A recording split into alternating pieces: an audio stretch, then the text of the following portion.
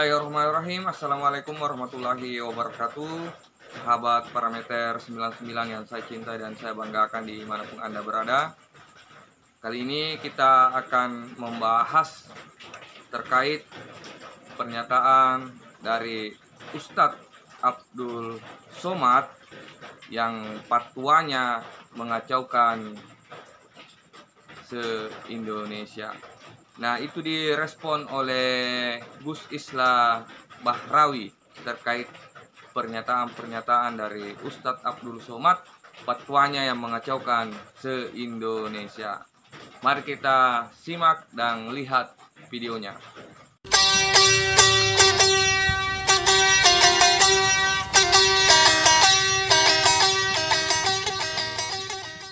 Yang menyebabkan darah orang tumpah halal yang pertama karena berzina, yang kedua murtad at-tariku lidinihi, orang yang meninggalkan agama, al-mufariqu lil jamaah, memisahkan diri dari jamaah, seperti kambing yang melepaskan diri dari gerombolannya, dia akan diterkam serigala. Maka pengkhianat di dalam agama apapun, dalam organisasi apapun, di dalam keluarga manapun, kalau sudah pengkhianat maka dia dilayak untuk dihukum.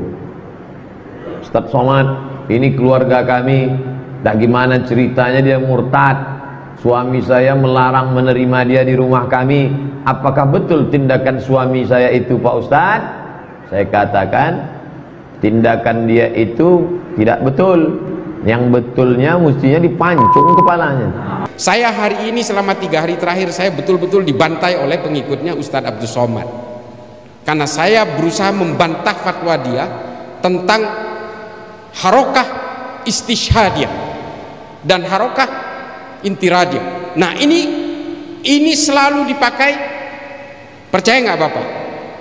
Konon Ustadz Abdul Somad menggunakan fatwa ini untuk pejuang Palestina yang melakukan bom bunuh diri. Tapi tahu nggak, fatwa ini dipakai oleh teroris di Indonesia untuk melakukan bom bunuh diri. Apakah dia bisa ditangkap sebagai seorang ideolog penganjur fatwa yang memperkuat orang untuk melakukan gerakan-gerakan amaliyah teror seperti ini? Bisa sebenarnya. Ikutilah ulama, yang dibenci kafir, yang dibenci munafik. Hari ini yang paling dibenci kafir dan munafik adalah cucu daripada Rasulullah SAW, Habib Rizik. Cyber army, tentara dalam alam gaib, alam maya. Pandai kalian membuat meme, pandai kalian membuat video pendek, pandai kalian membuat, gunakan keahlian itu untuk menyelamatkan umat. Serang.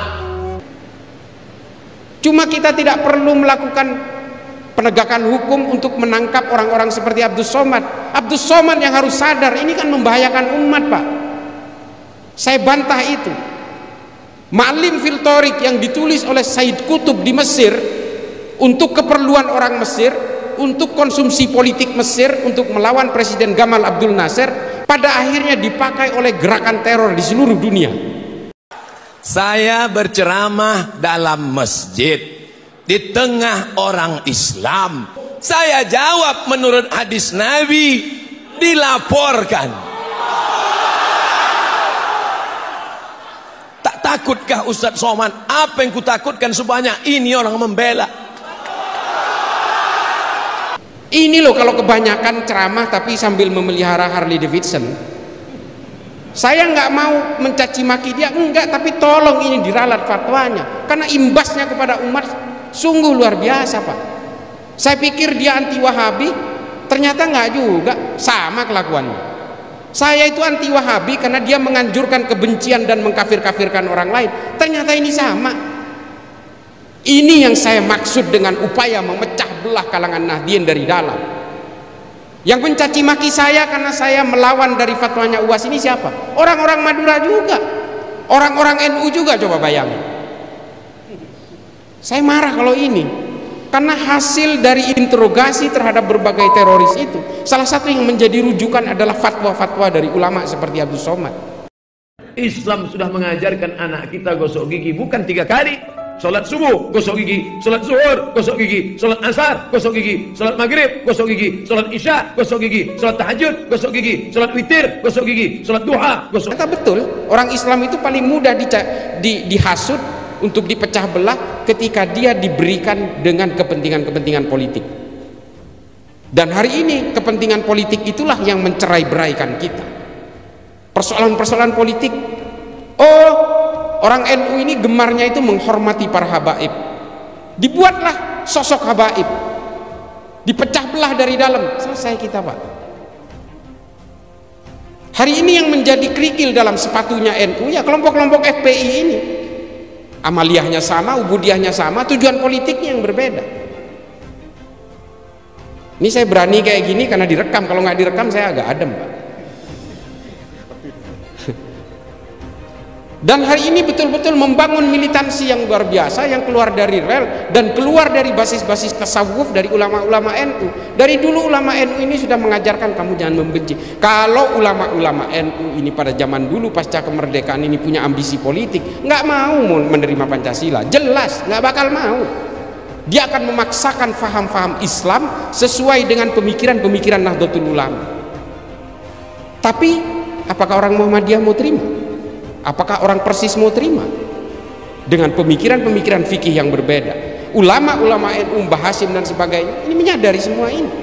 Lalu dibuatlah satu perekat yang menurut Ibnu Khaldun dalam Al-Muqaddimah sebagai al-asobiyah, kesepakatan bersama. Kalau satu kelompok entitas memaksakan kehendaknya atas kelompok yang lain, negara itu tidak akan berdiri. Ulama NU menyadari ini. Meskipun NU sangat mayoritas pada saat itu, Islam juga sangat mayoritas di situ, orang-orang ulama-ulama NU, oh bisa saja, bisa mendikte negara ini, mau diarahkan kemana negara ini, sangat dominan ketika itu, tapi tetap menerima Pancasila karena semua berjuang untuk kemerdekaan negara ini. Itu loh hebatnya ulama NU. Dan kita hari ini betul-betul ingin digerogoti dari dalam, dipecah belah atas nama apa? Politisasi agama ini, Pak. Politisasi agama, semua ideologi transnasional itu semua punya tujuan politik. Semua punya tujuan politik itu. Termasuk kelompok-kelompok Salafi Wahabi, mustahil nggak punya tujuan politik. Ini produknya kemarin meledak di Bandung itu. Dan Solo ini saya mau cerita Solo ini. Kita geser sedikit ke Solo lah, biar sedikit adem. Tapi nggak adem juga sebenarnya. Oh, habis hujan. Solo ini menjadi simpul yang penuh dengan keunikan, Pak. Semua ideologi hidup di Solo. HTI itu kantor pusatnya di London. Curiga nggak sampai? Curiga lah. Gerakan Hizbut Tahrir yang ingin menghilafahkan seluruh dunia, kantor pusatnya di London. Kenapa nggak dimulai dari London? Kok tiba-tiba ngacak-ngacak Indonesia?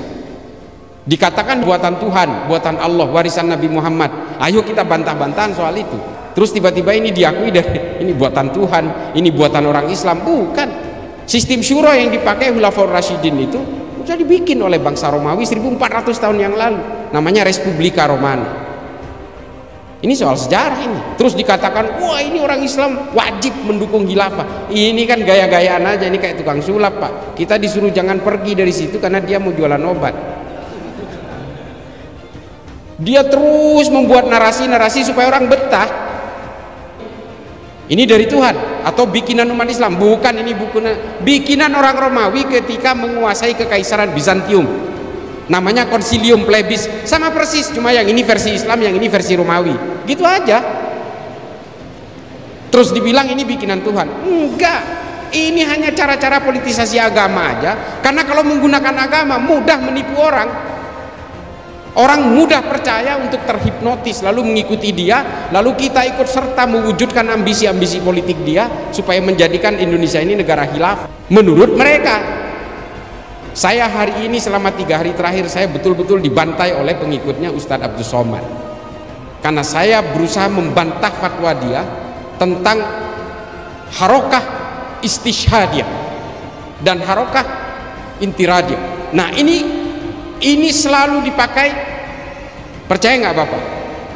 Konon Ustadz Abdus Somad menggunakan fatwa ini untuk pejuang Palestina yang melakukan bom bunuh diri.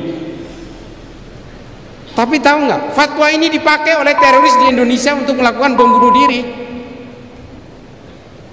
Apakah dia bisa ditangkap sebagai seorang ideolog penganjur fatwa yang memperkuat orang untuk melakukan gerakan-gerakan amaliyah teror seperti ini? Bisa sebenarnya.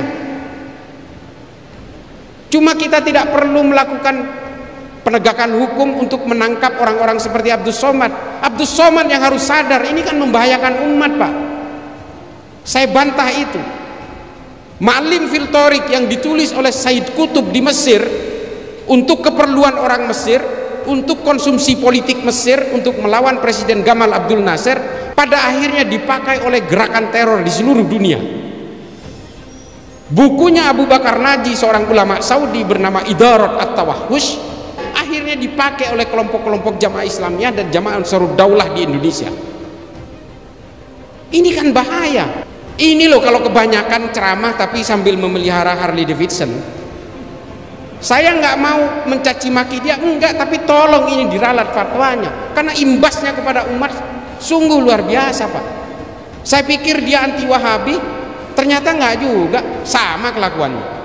Saya itu anti Wahabi karena dia menganjurkan kebencian dan mengkafir-kafirkan orang lain, ternyata ini sama. Ini yang saya maksud dengan upaya memecah belah kalangan Nahdien dari dalam. Yang mencaci maki saya karena saya melawan dari fatwanya UAS ini siapa? Orang-orang Madura juga, orang-orang NU juga, coba bayangin. Saya marah kalau ini, karena hasil dari interogasi terhadap berbagai teroris itu, salah satu yang menjadi rujukan adalah fatwa-fatwa dari ulama seperti Abdus Somad. Makanya nggak usahlah ngeluarin fatwa-fatwa seperti itu, bahaya buat umat. Kalau orang yang masih bisa mencerna, oke, that's fine. Tapi kalau orang yang tidak bisa mencerna keilmuan agamanya, ini kan selesai semua. Lalu dia mengatakan wajib seluruh umat Islam mendukung khilafah. Yang jadi rujukan adalah Imamul Hakim dalam Al-Mustadrak ala Sahihain. Saya udah baca kitab ini, katanya disohehkan oleh Adz-Dzahabi. Justru Adz-Dzahabi yang mengkritik kitab ini karena dianggap Imamul Hakim itu penulis kitab ini dalam keadaan pikun. Ini loh, kita kadang-kadang betul-betul dikelabui oleh narasi-narasi dan dalil-dalil agama karena mereka memanfaatkan ketidaktahuan kita tentang literatur agama. Padahal Islam itu, Pak, Islam itu punya sejarah literatur yang luar biasa sehingga mengilhami keilmuan-keilmuan di Eropa hingga hari ini. Lensa, HP ini yang menciptakan prototipe pemikiran awalnya ini orang Islam, Pak. Nama kitabnya Al-Haya. Lalu kemudian kitab ini diusung ke Jerman, kemudian disempurnakan. Yang kita tahu hari ini yang menciptakan lensa kamera itu orang Jerman. Padahal ini orang Islam.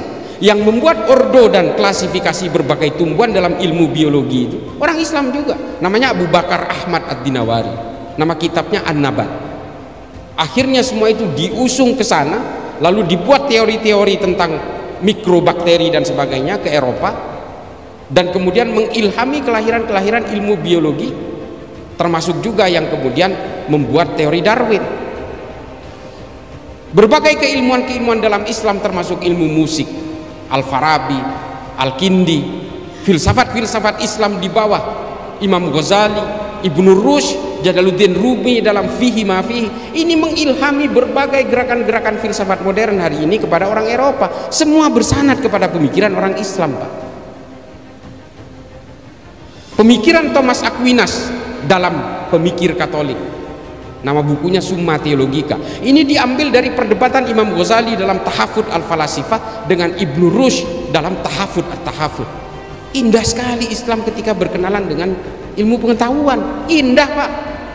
Dan semua mengilhami gerakan kedokteran modern, pemikiran Ibnu Sina tentang bagaimana manusia mencerna makanan lalu keluar menjadi kotoran segala macam. Ini teori-teori Ibnu Sina yang kemudian dipakai ilmu kedokteran modern hari ini.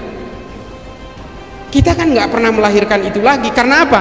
Karena kita sudah betul-betul tercerai-berai karena persoalan politik.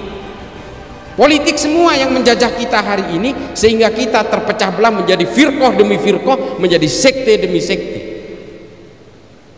Sunni dan Syiah, karena persoalan politik terbelahnya. Lalu mereka membuat fikih-fikih sendiri, memodifikasi Quran-Quran sendiri, dan permusuhannya 1500 tahun tidak selesai. Ahmadiyah juga karena persoalan politik terbentuknya. Berbagai firqah juga terbentuk karena persoalan politik, karena dibuat oleh siapa? Oleh bangsa barat, Pak. Sama, orang Islam menimpa apa juga yang dialami oleh orang Kristen. Orang Kristen terciptanya Katolik dan Protestan juga karena persoalan politik. Hindu juga perpecahan antara Shiv Sena dengan kelompok Hindutva, Bharatiya Janata garis keras karena persoalan politik. Semua karena persoalan politik. Orang Buddha membentuk kelompok Asinwiratu, mengusir orang Rohingya dari Myanmar karena persoalan politik. Orang Protestan dari Jerman membuat kegaduhan, huru-hara, melakukan aksi teror lewat Baader-Meinhof karena persoalan politik. Baske di Jerman, white supremacy di Amerika, Ku Klux Klan di Amerika, FARC di Amerika Selatan karena persoalan politik. Semua agama-agama ini dibuat luluh lantak karena persoalan-persoalan politik, termasuk NU hari ini di Indonesia, karena ini menjadi satu bejana bagi terciptanya berbagai perbedaan, lalu kemudian NU menjadi sasaran tunggal dari berbagai operasi pemecah belahan di negara kita. Saya bantah ini kalau ada yang berusaha membantah saya. Ini semua sahih, temuan-temuan Phil Caruso dari Tillman University ini betul adanya. Menurut Phil Caruso, kalau NU ini tumbang, Muhammadiyah, organisasi-organisasi keagamaan lain, ini mudah sekali. Organisasi-organisasi keagamaan yang moderat mudah sekali untuk ditumbangkan juga. Nah, melihat ini kemudian berbagai gerakan-gerakan power global, kekuatan-kekuatan global dari negara barat melakukan operasi-operasi pemecah belahan ini. Ada NU garis lurus, NU garis miring, NU garis lucu. Enggak itu teman, janganlah teman saya. Ini kayak gini-gini, ini kan upaya pemecah belahan semua. Belum dari kalangan oknum habaib. Pak, kalau berbicara tentang penghormatan kepada habaib, hanya ulama NU yang menyuruh kita itu untuk menghormati para habaib. Di negara lain biasa aja tuh ketemu habib. Serius, saya udah berkeliling Pak ke banyak negara. Saya ke Afrika berkali-kali, ke Asia Selatan, Asia Tenggara, Asia Amerika Selatan. Saya tinggal di Amerika 5,5 tahun. Semua biasa aja, hanya di Indonesia. Karena apa? Karena kita memang diminta oleh ulama-ulama NU untuk membangun kecintaan kepada Nabi, harus menghormati zuriyah Nabi. Ini diajari kepada kita semua. Tapi hari ini apa? Oknum-oknum habaib justru mencaci maki ulama NU. Kita hari ini masih takdim kepada para habaib karena melihat para habaib yang tawaddu, yang masih berbasis tasawuf, Habib Lutfi, Habib Syekh, Habib-habib dari tapal kuda yang betul-betul menginginkan kita supaya kita betul-betul hablum minan nas, hablum minallah, kita betul-betul menjunjung tinggi kemanusiaan, kita betul-betul harus menciptakan kedamaian, rendah hati dan sebagainya. Karena kita masih melihat para habaib yang tawaddu itu. Habaib-habaib yang arogan, ini mohon maaf, saya membedakan antara habaib dan kelakuan. Saya membedakan itu. Ini kan persoalan moral manusia, Pak. Manusia ini semua pendosa. Orang yang merasa paling suci itu paling sibuk menutup segala dosanya. Ini kan logika dasar. Semua manusia ini punya takdir yang sama, punya kelakuan baik dan kelakuan buruk. Ketika manusia itu gagal mengalahkan dirinya, dia akan sibuk mengalahkan orang lain. Ini loh, ini fihi ma fihi, ini Jalaluddin Rumi. Dan ini diajarkan oleh kiai-kiai saya karena berbasis tasawuf. Dan ketika orang merasa paling suci, dia pasti akan sibuk menutup segala celahnya, menutup segala cacatnya. Kita nggak perlulah merasa paling suci, kita ini nggak punya sifat maksum kok. Kita bagaimana caranya kita menghargai manusia lain, kita menghargai dan membentuk perdamaian di antara seluruh umat manusia. Ini kan ajaran-ajaran kitab-kitab NU, Al-Mujalasah wa Jahirul Ilmi. Irsyadul Ibad juga menulis itu, bahwa kita betul-betul harus bertumpu kepada kemanusiaan. Habib Ali Al-Jufri, Al-Insaniyah Qabla Tadayyun, itu mengatakan sebelum kamu mengenal agama, kenali dulu kemanusiaan. Kalau enggak, kamu itu akan arogan. Arogannya akan mengalahkan konsep-konsep ketuhanan.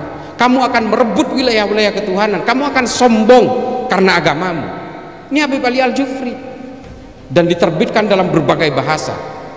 Al-Insaniyah Qabla Tadayyun, Humanity Before Religiosity. Saya punya dua, versi Arab sama versi bahasa Inggrisnya. Dan gak ada yang menerjemahkan ke bahasa Indonesia. Saya heran juga, padahal buku ini luar biasa ini. Cuma 21 halaman. Silakan baca, Bapak Ibu sekalian. Mungkin ada yang udah baca. Kita ini kan semua beragama karena keturunan, Pak. Bapak Ibu sekalian, para kiai, mohon maaf. Ini kata Habib Ali Al-Jufri. Takdir keimanan kita ini kan tergantung dari kelahiran kita. Saya Islam karena saya lahir di Madura, orang tua saya beragama Islam, kakek saya beragama Islam, maka kemudian menjadi Islamlah saya. Kalau saya lahir di Manado, wah kulit saya putih Pak, kinclong, glowing, dan mungkin agama saya Kristen. Nah, karena kelahiran yang kemudian merunut kepada keimanan inilah, oleh kata Habib Ali Al-Jufri, kita harus menghormati orang meskipun keimanan itu tanpa kompromi, tapi dalam soal kemanusiaan kita tidak boleh berkompromi dengan apapun, karena kita semua bersaudara dalam kemanusiaan. Sayyidina Ali juga mengucapkan ini. Itulah tadi videonya, semoga bermanfaat. Salam NKRI, salam Nusantara.